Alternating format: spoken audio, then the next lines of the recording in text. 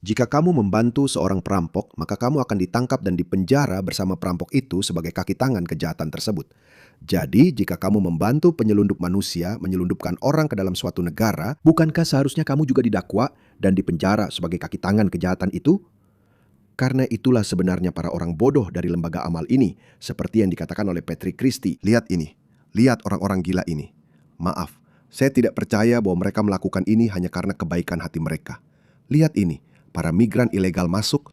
Para imigran sedang berusaha meluncurkan perahu-perahu itu. Gendarmeri Perancis berdiri di sana tanpa melakukan apa-apa, sementara para imigran mendorong perahu-perahu itu di air setinggi lutut kerana pihak Perancis mengatakan tidak aman untuk turun tangan. LSM Perancis ini membantu mereka pergi ke Inggris. Lewat darat itu benar-benar hanya setinggi lutut dan menurut saya itu benar-benar konyol. Lihat mereka, tidak. Tidak. Kita bisa lakukan ini. Iya. Mereka mengusir para wanita ini dari perahu dan sekarang mereka sedang dalam perjalanan. Lihat wanita itu. Ya ampun. Lihat itu. Hanya 2 atau 3 wanita. 2 diantaranya sudah terlempar keluar. Ya, semoga berhasil. Lihat ini. Ini Adalah penyelundup besar. Hei, lihat, kamu melanggar hukum temanku. kamu sedang mencoba masuk secara ilegal ke Britania Itu Raya. adalah Itu adalah pelanggaran pidana. Sebuah Tindak pidana, kamu melanggar hukum. Orang itu Latar pikir belakangnya dia adalah adalah penyelundup orang-orang manusia. yang berdesakan. Kamu sudah melakukan sejumlah tindak pidana menurut hukum Britania Raya. Dan otoritas Prancis serta LSM-LSM ini membantu mereka. Mereka membantu melanggar hukum. Siapa orang-orang ini? Saksikan ini.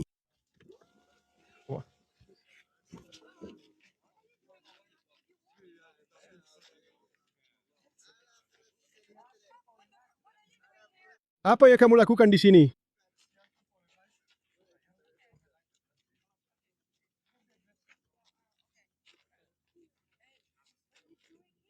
Saya sedang liburan.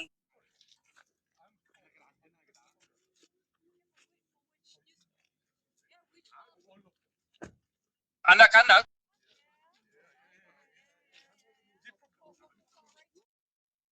Dia berkata, apakah kamu sayap kanan ekstrim? Saya akan bilang, apakah kamu penyelundup manusia? Apakah kamu komunis sayap kiri ekstrim atau penyelundup manusia? Kamu itu apa? Lihat mereka. Mereka korup, teman-teman. Mereka korup. Ini George Soros. Dia yang mendanai mereka. Siapa yang bilang padanya tidak untuk terlalu pergi ramah, dari ya? sini? Ada apa? Mereka benar-benar melakukan itu secara terorganisir. Hei sobat, Apa kabar? Hai, lihat wanita ini. Ini wanita itu. Aku ya, aku tidak tahu. Ya. Aku bicara denganmu, tapi dia cukup agresif. Kami tidak agresif. Aku tidak pernah. Kalian. Kau komunis, gila, woke, sialan. Kau penyelundup manusia yang korup. Aku tidak mau bicara denganmu. Begitulah aku bakal bicara. Tapi aku tahu itulah alasan aku tidak pergi ke tempat-tempat seperti itu. Karena aku akan kehilangan kendali, teman-teman. Serius, aku akan kehilangan kendali. Baiklah, Ma. dia ada di sana. Kamu sayap kanan ekstrim. Kamu, maaf, aku Kamu. akan bicara denganmu. maaf, Maaf, bisakah kami diberi waktu sebentar untuk berbicara? Karena kamu tadi cukup agresif. aku bukan pengadu. Oke, kalau Ya, begitu pergi kamu sana. mau bicara? Ya. Oke, bisa tinggalkan kami berdua selama 2 menit? Ya, karena aku tidak percaya padamu, karena kamu suka main kasar. Kamu agresif. Kamu merasakannya. Karena kamu sudah agresif, Kamu merekam. aku tidak percaya padamu. Kamu dikelilingi oleh pria-pria. Karena aku tidak percaya Karena aku padamu. tidak Aku percaya tidak padamu. percaya padamu. Aku tidak Apa yang percaya kamu padamu. lakukan di sini? Maaf, apa yang kamu lakukan di sini? Kalian, kita Kamu semua sedang manusia. bicara. Kamu Iya, sedang tapi bicara kamu tentang Michael bicara, Henry. kamu mendatangi kami dengan agresif. Jangan gunakan nada suara seperti itu padaku. Siapa kamu? Siapa kamu sampai berani bertanya padaku? Oke. Maaf, kamu orang hanya- Inggris. Apa yang kamu lakukan? Itu bicara padaku jadi? Bicara padamu. Ya, tidak, aku sedang Kamu bicara mengirim denganmu. para migran ilegal dari negaramu ke negaraku. Itulah alasan dia ada di sana. Aku Aku adalah bawa kami kami sedang dulu. kepada siapa? Kami dulu. Opal Exile, aku sudah mencari mereka. Ini mereka, teman-teman. Mereka hanya punya 311 pengikut. Ya, siapa yang mendanai mereka? Siapa yang mendanai orang-orang ini? Lihat ini, orang-orang ini berjalan di antara kita, teman-teman. Lihat ini. Aku punya pandangan yang sangat berbeza tentang ini. Lanjutkan. Definisi kegilaan. Terus-menerus mencoba melakukan sesuatu, melakukan hal yang sama dan gagal. Kamu tidak akan bisa menghentikan mereka. Saya sudah pernah mengatakan ini bertahun-tahun yang lalu di acara Anda. Kamu tidak akan bisa menghentikan mereka. Ya, kami akan menghentikan mereka. Kamu hanya perlu menenggelamkan beberapa kapal itu, selamatkan mereka, lalu dorong mereka kembali. Tapi kalau kamu tenggelamkan beberapa kapal itu saja, mereka akan berhenti datang. Pergilah ke pantai, sambut orang-orang ini. Mereka adalah definisi sejati dari wirausahawan. Wirausahawan. Mereka adalah definisi sejati dari wirausahawan. Lihatlah para dokter, insinyur, dan wirausahawan ini. Lihat pria ini, seorang migran ilegal asal Sudan yang datang dengan perahu masuk ke sebuah sekolah hari ini di Greater Manchester dengan membawa pisau, palu, sebuah kapak, dan setengah liter bensin. Dia tinggal di rumah kos bersama Rhiannon White, Wayne Broadhurst, pria dari Belfast itu. Dan orang ini bilang mereka adalah definisi sejati dari wirausahawan. Wirausahawan. Oke, itu yang baru. Kita sudah beralih dari dokter dan insinyur menjadi wirausahawan. Ya, lihat ini Steve Jobs di sini. Steve Jobs. Dia akan memberikan kita ponsel revolusioner berikutnya atau perangkat komunikasi. Orang ini, seperti yang saya bilang, orang-orang seperti ini ada di sekitar kita. Para pengkhianat ini ada di sekitar kita. Seperti wanita ini, dan pria ini. Mereka telah melakukan perjalanan. Mereka telah menghabiskan tabungan seumur hidup mereka. Mereka telah menyeberangi gurun, lautan yang ganas. Mereka telah mengalahkan segala rintangan. Mereka adalah wirausahawan. Temui mereka di pantai. Beri mereka hibah untuk memulai usaha. Mereka akan menjadi pebisnis sukses dalam 10 tahun. Dia menjaminnya. Saya punya beberapa salinan. Inilah yang terjadi. Ini baru saja terjadi beberapa hari yang lalu. Ya, Paris. Pengusaha cantik ini, calon Steve Jobs masa depan ini, putus asa dengan hidupnya. Dan dia berpikir, kamu tahu apa? Biar aku keluar dan menikam orang. Dan ketika dia ditanya, kenapa kamu melakukan ini? Dia berkata, Allah memerintahkanku untuk melakukannya. Para pengusaha ini, teman-teman, para pengusaha ini. Dan Iran sudah memberitahu Britania. Iran sudah memperingatkan Britania Raya bahwa kami memiliki ratusan sel tidur, bahkan mungkin ribuan di Britania Raya. Dan jika terjadi sesuatu, mereka hanya menunggu perintah dari kami. Mereka menunggu perintah dari IRGC. Dan orang-orang brengsek ini, saya katakan pada kalian, bahwa mereka ini adalah calon pengusaha masa depan. Mereka telah menantang segala rintangan. Mereka telah menyeberangi 7 lautan. Mereka adalah para Christopher Columbus zaman sekarang. Itu yang dia coba katakan. Orang ini, saya punya firasat dia punya semacam fetish aneh. Ya. Saya rasa dia mungkin ingin ditiduri mereka. Tidak ada manfaatnya. Kamu melanggar hukum. Tidak ada alasan. Dan bukan penjahat. Kita semua bisa memikirkan imigran. Imigran membangun negara ini. Imigran bekerja lebih keras daripada kebanyakan orang yang tinggal di negara ini. Mari kita akan bekerja. Saya seorang imigran. Dan saya katakan kepada Anda, Australia tidak dibangun oleh para imigran. Inggris tidak dibangun oleh para imigran. Tidak ada imigran pada abad ke-17, ke-18, dan ke-19. Era keemasan Inggris adalah ketika Inggris berekspansi ke luar negeri. Beberapa orang mungkin mengecamnya sekarang. Saya sendiri tidak mengecam. Saya tidak mengatakan bahwa orang Inggris harus meminta maaf atas kolonialisme. Pada saat itu Inggris adalah negara adidaya yang paling tidak kejam di dunia. Kekaisaran sebelum Inggris itu kejam. Bahkan negara-negara sezamannya, lihat apa yang dilakukan Raja Leopold II di Kongo. Inggris tidak pernah melakukan hal seperti itu. Bahkan Perancis pun cukup kejam. Tapi Inggris adalah negara adidaya yang paling tidak kejam pada masanya, kekaisaran pada masanya. Anda tidak perlu meminta maaf. Apakah saya ingin kolonialisme kembali? Mungkin tidak. Tapi itulah masa kejayaan Inggris. Dan tidak ada satupun migran di Inggris. Bahkan budak pun tidak ada karena perbudakan telah berakhir di Inggris 1 abad sebelumnya. Abad ke-19 adalah masa keemasan kekaisaran Inggris. Mereka menaklukkan dunia. Dan itu terjadi setelah mereka kehilangan Amerika, omong-omong. Tidak ada imigran pada masa itu. Oke, tahun 1945. Kamu tahu, pada tahun 1955, populasi kulit putih di Inggris adalah 98% setelah sensus tahun 1951. Begitu. Para sejarawan umumnya sepakat bahwa Inggris pada tahun 1951 didominasi oleh orang kulit putih, dengan perkiraan biasanya menempatkan populasi lebih dari 99% kulit putih. 99% kulit putih, dan orang-orang ini bilang mereka semua adalah imigran. Ya, orang Asia Selatan, orang Pakistan, orang India, lalu orang Pakistan Timur. Belakangan, mereka mengadopsi identitas sebagai orang Bangladesh. Mereka mulai berdatangan, lalu generasi Windrush datang setelahnya. Apa kamu bilang mereka yang membangun Inggris? Karena mereka suka bilang, setelah serangan Blitz Hitler, Blitz London, setelah Blitz London, London benar-benar hancur. Itu juga tidak benar. Saya rasa hanya 25% London yang hancur akibat pengeboman Hitler. Tapi mereka membangunnya kembali. Tapi katanya imigran yang membangunnya kembali. Tidak, itu tidak benar. Imigran dari kelompok penduduk yang mana? Ini bohong. Lihat, pertama mereka menulis ulang sejarah.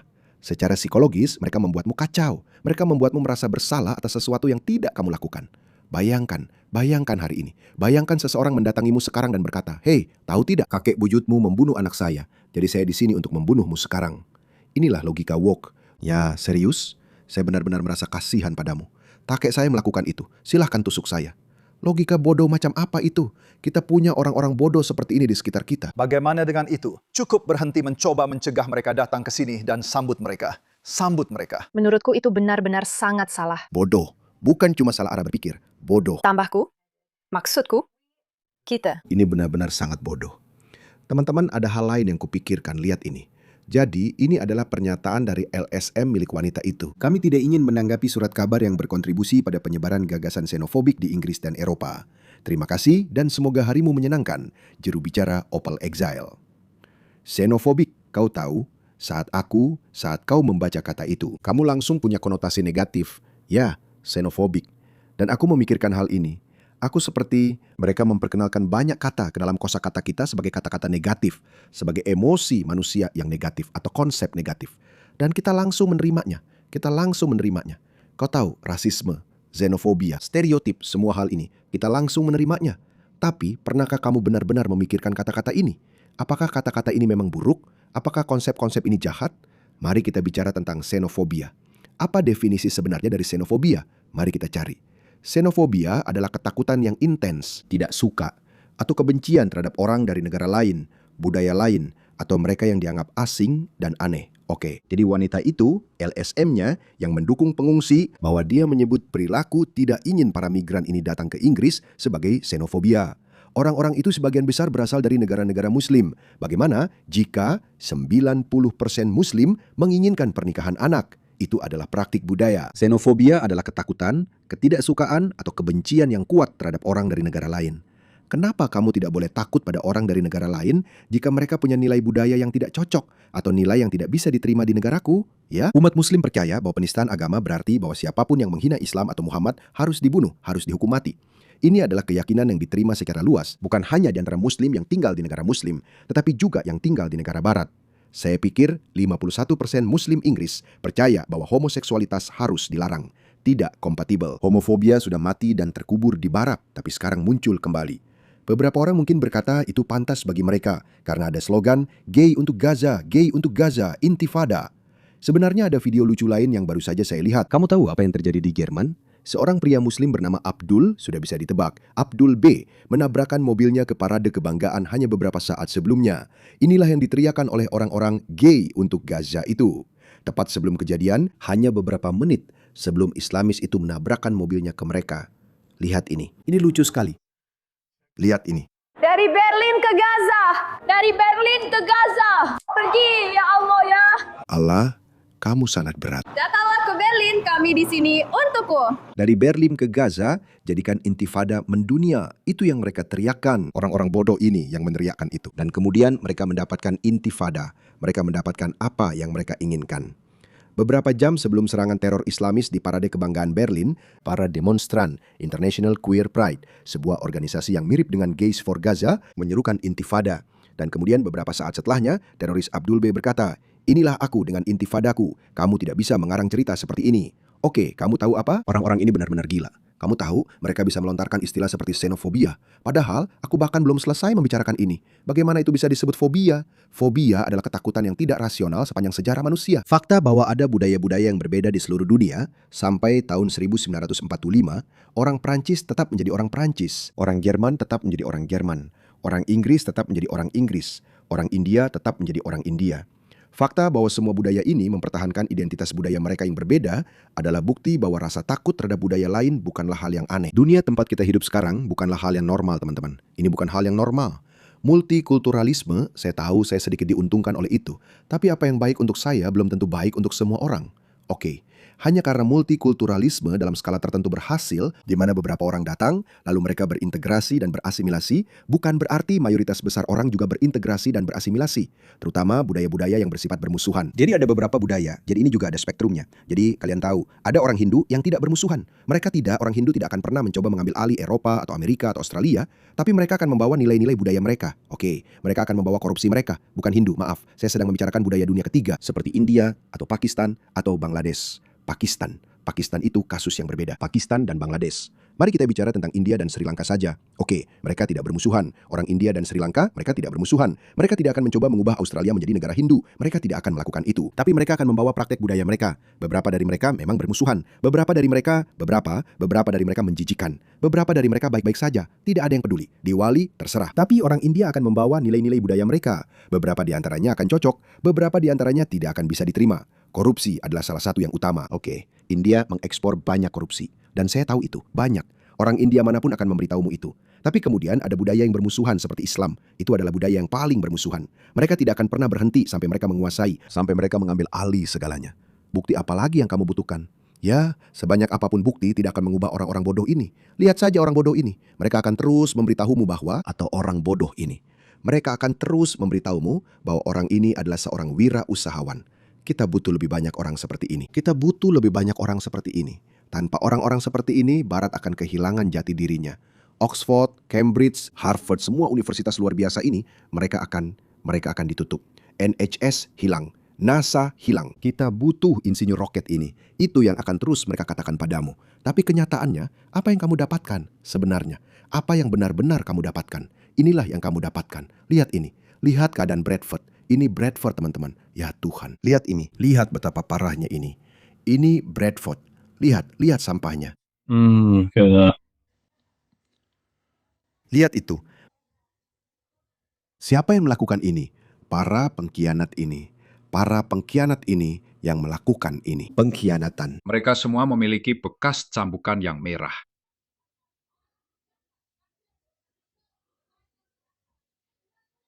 Jadi kata-kata yang mereka perkenalkan dalam kosakata kita, xenofobia, stereotip.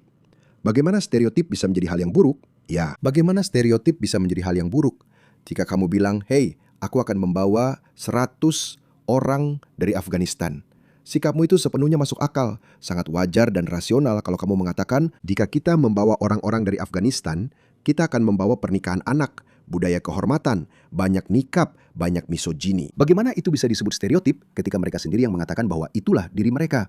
Muslim sendiri yang mengatakan bahwa pernikahan anak adalah hal yang baik. Lihat ini, orang ini mencoba mempermalukan orang itu. Hei, apakah itu kamu? Muslim ini berkata, tidak, seorang anak berusia 9 tahun. Anak berusia 9 tahun tidak selalu dianggap anak-anak. Masa anak-anak itu bersyarat dan tergantung pada atribut tertentu. Dan dia bilang, iya, jadi. Ya, kamu mencoba mempermalukan saya. Ya, bahwa anak berusia 9 tahun bukanlah anak-anak. Maki Makit Salafi, dia tinggal di Inggris. Dia seorang Muslim Inggris. Bagaimana itu bisa disebut stereotip? Bagaimana stereotip itu menjadi hal yang buruk? Kamu hanya sedang mengidentifikasi praktik budaya yang umum. Itu, jadi saya tidak tahu. Saya bingung, teman-teman.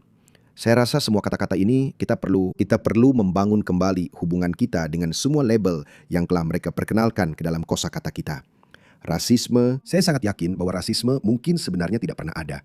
Bahkan dulu orang bereaksi berbeda terhadap orang yang terlihat berbeda karena mereka mengaitkan atribut tertentu dengan penampilan seseorang. Misalnya, jika 200 tahun yang lalu, jika saya pergi ke Inggris era Victoria dan saya terlihat seperti ini, seorang berkulit coklat, dan kamu adalah orang Inggris biasa, kamu akan melihat saya. Kamu akan bertanya, apakah kamu orang India? Dan kamu akan berpikir begitu. Orang India itu polytheist. Mereka melakukan ini, dan sekarang apapun yang pernah kamu dengar tentang orang India. Dan beberapa hal itu mungkin kamu suka, beberapa hal mungkin tidak kamu suka. Dan kamu akan mengaitkan hal-hal itu dengan saya. Dan itu tidak masalah, karena kalau saya memang dari India, tentu saja saya akan memiliki atribut budaya tersebut, ya. Satu-satunya saat stereotip bisa menjadi negatif adalah ketika kamu mengaitkan sesuatu dengan seseorang yang sebenarnya tidak benar. Tapi seperti yang saya katakan, hal-hal ini memang benar. Muslim percaya pada pernikahan anak. Mereka sendiri yang akan memberitahumu. Muslim percaya pada budaya kehormatan. Muslim percaya pada FGM dan merajam orang. Mereka menganggap membenci homoseksual itu benar. Mereka sendiri yang mengatakan itu benar. Jadi apa salahnya dengan itu? Jadi berdasarkan alasan-alasan ini sangat masuk akal jika kamu membenci praktek budaya tersebut. Dan secara tidak langsung, tentu saja kamu tidak ingin orang-orang itu ada di negaramu, yang mana sangat wajar jika kamu menentang invasi orang-orang tersebut.